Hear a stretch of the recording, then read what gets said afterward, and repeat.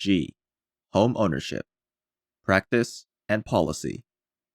As is well known, the US went off the rails in its home ownership and mortgage lending practices, and for these mistakes, our economy is now paying a huge price. All of us participated in the destructive behavior: governments, lenders, borrowers, the media, rating agencies, you name it.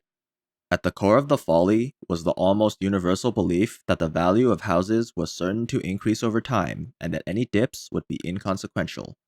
The acceptance of this premise justified almost any price and practice in housing transactions. Homeowners everywhere felt richer and rushed to monetize the increased value of their homes by refinancings. These massive cash infusions fueled a consumption binge throughout our economy. It all seemed great fun while it lasted. A largely unnoted fact: large numbers of people who have lost their houses through foreclosure have actually realized a profit because they carried out refinancings earlier that gave them cash in excess of their cost. In these cases, the evicted homeowner was the winner, and the victim was the lender. I will write here at some length about the mortgage operation of Clayton Homes because Clayton's recent experience may be useful in the public policy debate about housing and mortgages.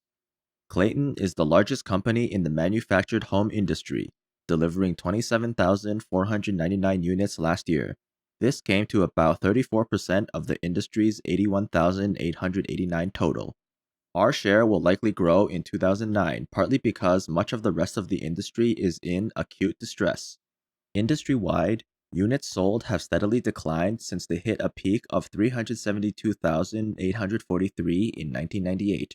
At that time, much of the industry employed sales practices that were atrocious. Writing about the period somewhat later, I described it as involving borrowers who shouldn't have borrowed being financed by lenders who shouldn't have lent.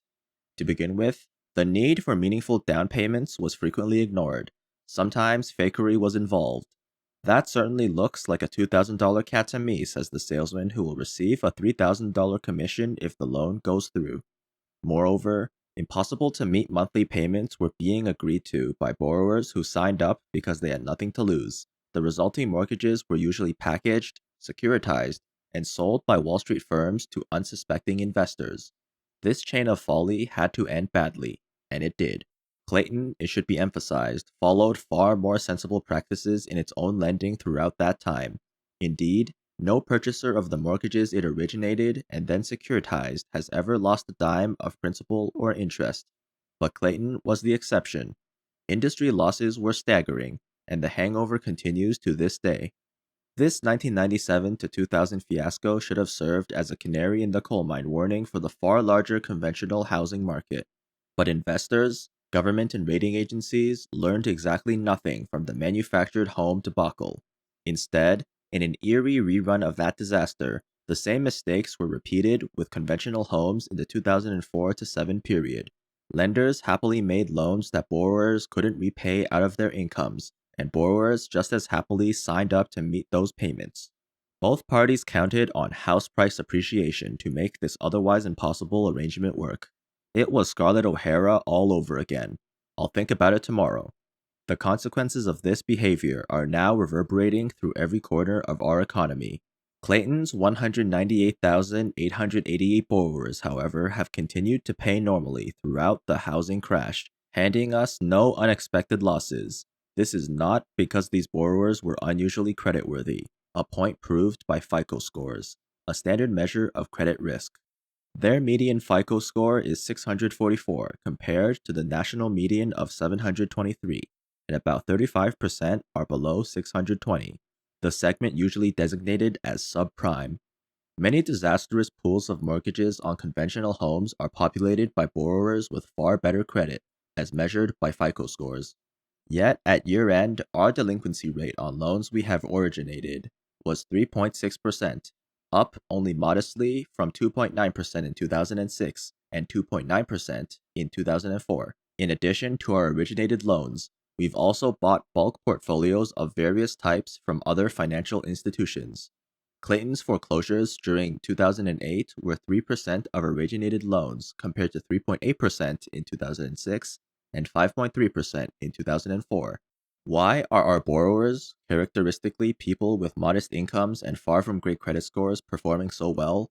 The answer is elementary, going right back to Lending 101. Our borrowers simply looked at how full board mortgage payments would compare to their actual, not hoped for income, and then decided whether they could live with that commitment. Simply put, they took out a mortgage with the intention of paying it off, whatever the course of home prices. Just as important is what our borrowers did not do. They did not count on making their loan payments by means of refinancing.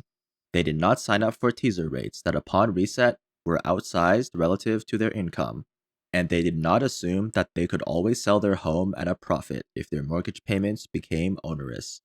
Jimmy Stewart would have loved these folks.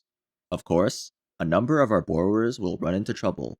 They generally have no more than minor savings to tide them over if adversity hits.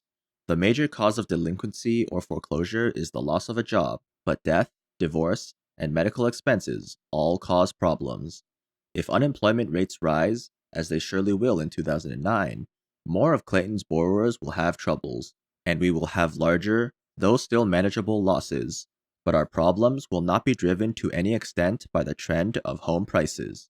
Commentary about the current housing crisis often ignores the crucial fact that most foreclosures do not occur because a house is worth less than its mortgage, so-called upside-down loans.